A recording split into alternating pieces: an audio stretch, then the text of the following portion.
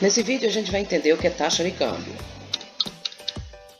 A taxa de câmbio ela pode ser definida como o preço da moeda doméstica em relação à moeda estrangeira, ou seja, quanto vale o real em relação ao dólar, quanto vale o dólar em relação ao euro e vice-versa. Então, para um aumento, ele significa um aumento da... Portanto, um aumento ele significa um aumento do custo da moeda estrangeira. Quando uma queda de preço da moeda doméstica significa uma desvalorização.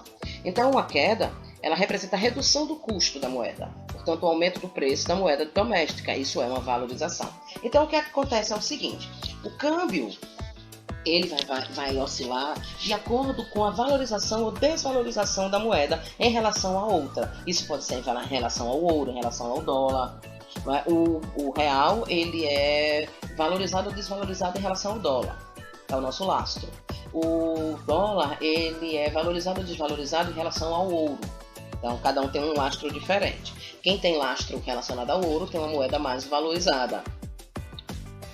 E a taxa de câmbio ela pode ser bilateral e ela pode ser ponderada por uma cesta de outras moedas. Quando ela é bilateral, é entre o real e o dólar, entre o euro e o dólar, entre o real e o euro. E aí é definido o preço do dólar em real. A nossa economia ela é dolarizada. E a gente tem a taxa de câmbio ponderada, que essa é ponderada por quê? Por uma cesta de moedas. Ela mede o preço dessa cesta de moedas e ela pondera o peso relativo entre elas. Então, o preço no comércio exterior, em real, vai ser ponderado em relação ao euro, ao dólar, ao franco, à libra esterlina. Então, a gente vai ter várias moedas que vão fazer uma média em relação a essa questão. Então, o mercado de moeda estrangeira, ele é determinado pela taxa de câmbio. Então, vai ser relacionado pelo quê? Pela oferta e pela demanda de moeda estrangeira no país.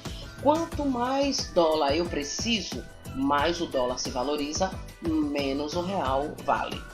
Então, num contexto bilateral, qualquer oferta de dólar equivale a uma demanda de real também. Mas isso nesse contexto bilateral é muito difícil acontecer, porque a gente usa mercado flutuante, um mercado que oscila em relação ao dólar, porque nossa economia é dolarizada. Desde 1994, com o plano real, nossa economia se dolarizou. Qual é o problema? Nós já deveríamos ter desindexado a nossa moeda do dólar, mas isso não aconteceu. Nenhum governo desde 1994 até hoje, não interessa qual governo que aconteceu de 94 até agora, desindexou a moeda do dólar. Então, o que é que isso acontece? A gente precisa de dólar para fazer transações internacionais.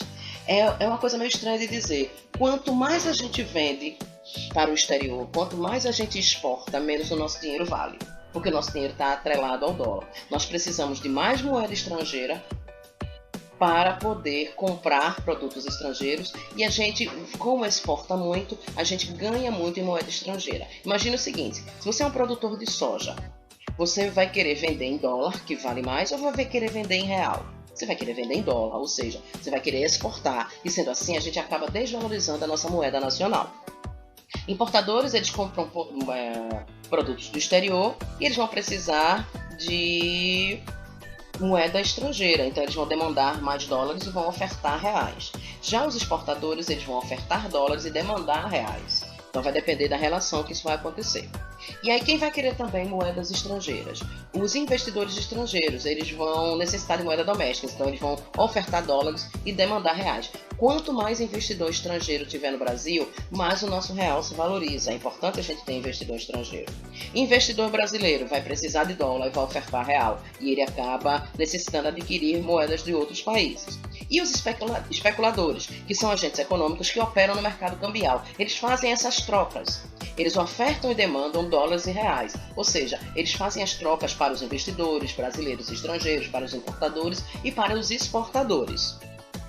E a nossa política cambial?